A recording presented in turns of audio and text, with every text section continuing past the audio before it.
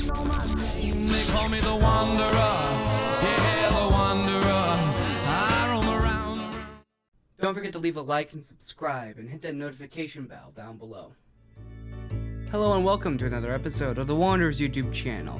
I am your host, as always, Ventura, and before we get into today's video, I just want to state something for the record, since I know there will be some people in the comment section below with some questions.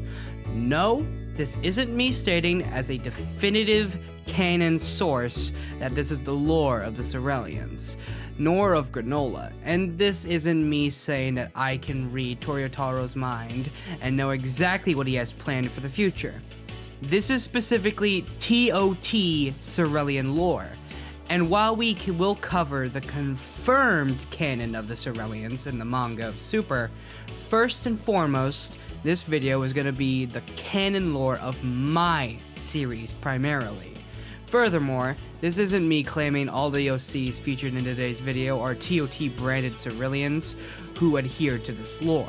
They are simply visual dressing for this narration of the video, and a chance to showcase and shout out some fellow creators. That being said, if you do want to become part of the Cerealian lore after watching this vid, and run with the ideas as your own, go for it. Creative sharing and having an interconnected fan universe is what this channel is all about. But, with all that out of the way, let's get into today's topic. Okay, so, starting with what we do know first. For as little as there is, relatively speaking.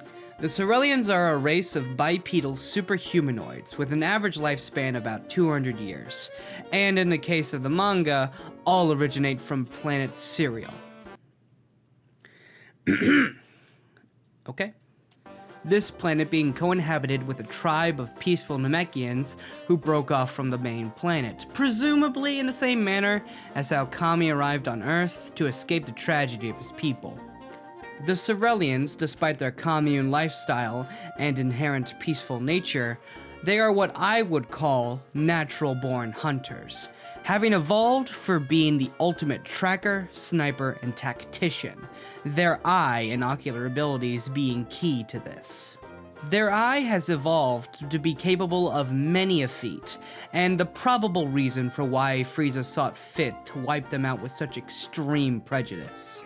With that eye of theirs, as well as capable of activating an adrenaline-based surge that increases their skill, ability to train, and overall marksmanship and reaction time.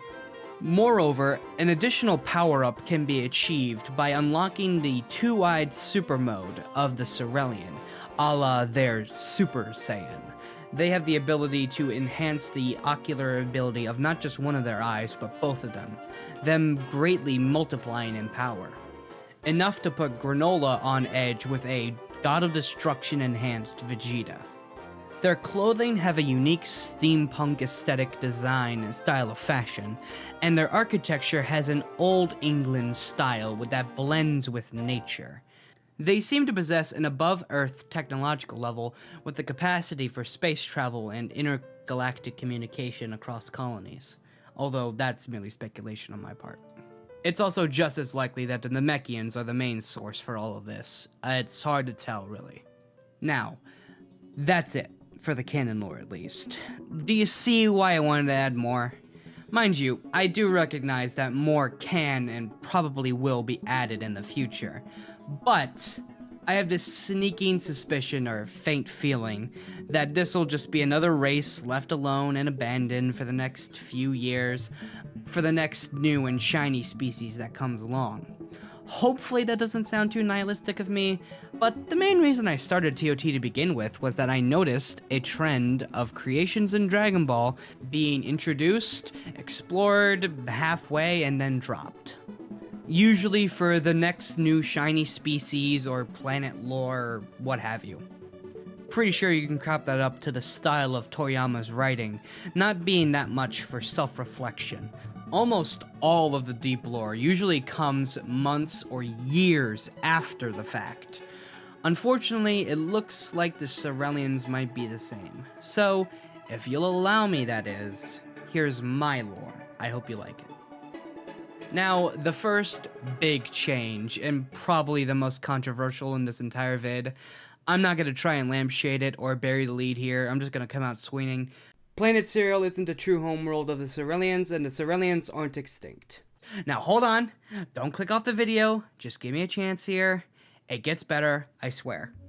I know it probably seems random and purposely contradictory to the manga and story of Granola to have his race still alive out there somewhere, but I swear in this content, I found a way to have my own Cerealian OC, its stories, and eat my cake too. So essentially, the Cerealians that we know were just space colonizers, coming from a planet around Earth level in terms of technological development, maybe a century ahead, just enough to where they could leave their solar system. The original home planet is now known as Asahan, a slightly chopped version of Asagohan, the Japanese word for breakfast, apparently. This settlement traveled across the stars to a distant world to start an intergalactic society and take that next step for man, one giant leap for Cerealian kind. However, upon landing, they soon found that their bridge back to quote-unquote society had been cut by factors outside of their control, as back home a violent rebellion had started. This being made clear to them as the last message that they would ever be sent by them. It simply remarked, "You're on your own." With no way to get back home and no promises for future care packages from the Empire, they would be resigned to their fate. They could have very well wound up with the Roanoke on their hands, if not for the kindly arrival of the current planet inhabitants, a friendly tribe of Namekians. With their help and charity, the colony of 10,000 would be well on its way to a stable, populous world. A few centuries passed, the world had become their very own. Soon, the desire to return to Asahan became smaller and smaller, as older generations died off. Eventually, it almost entirely vanished from the common mouth, as the priorities shifted to more, quote-unquote, important matters. Like, survival, maintaining basic needs, and necessities like food and water. Returning to their homeworld soon seemed as a folly venture, and they rather focused on carving out their own new future, and let the past in the past. So, why the change? Easy. It allows me more creative opportunities with them in the future, with this slight caveat. And with the looseness of this byline, it allows me the chance to develop more lore surrounding them as well. In general, I believe in a motto when it comes to developing species, planets, cultures, etc. And why? I believe everything should have a reason or a cause and effect that brought it into existence in the first place. For example, the Cerealian's ocular ability, effect. So what's the cause? Well, the Cerealian's ocular abilities come from their original home planet being something akin to that of a sort of, space Australia? A harsh wasteland with scattered habitable zones and oases for Cerealians to roam, usually in small, tight-knit groups. A pack, if you will. On a planet like this, where the prey is plentiful yet fierce, and the predators are colossal and monstrous, they evolved to be the ultimate hunters and long-ranged fighters, able to track their prey halfway across the world if need be, and kill them from a great distance before they can even realize what has happened. Their special eye can process information nearly 10 times more efficiently than the average human eye, allowing it to see farther, and in certain scenarios with enough training, see in different frequencies, a la stuff like X-ray vision. Although that is a special type of training reserved for a rare few. Their eyes also process information to the brain more efficiently, allowing them to see the slightest twitch and micro movement, and in some cases extend that concept to seeing the world as if it was in some sort of slow motion, and even predict the movement of others before it even happens.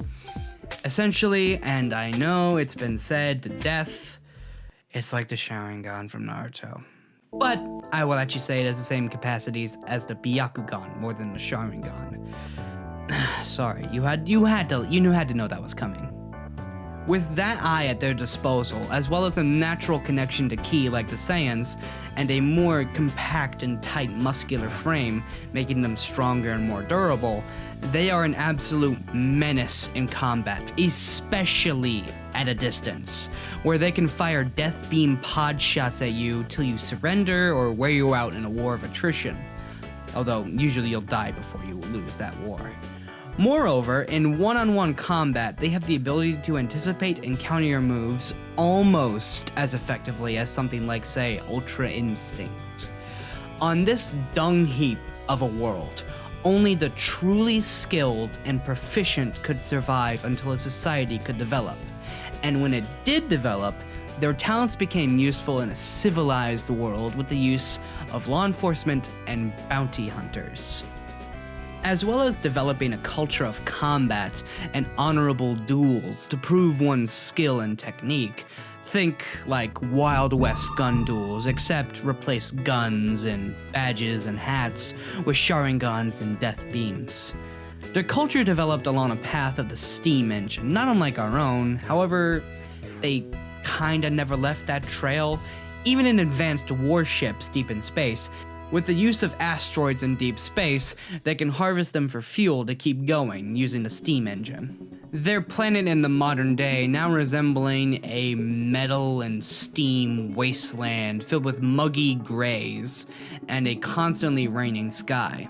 A dreary, downtrodden world to be sure. You know, I guess that's pretty much just England, so whatever. Oi, oi, oi, you wanker, what's all this then? Due to the potency and efficiency of their eye, their social culture has developed with a perfectionist mentality in mind among the collective consciousness. Only the best will do, and if you aren't contributing to the whole or giving it your all with skill and class, then you aren't worth the space and resources. Usually the vagrants getting shipped away.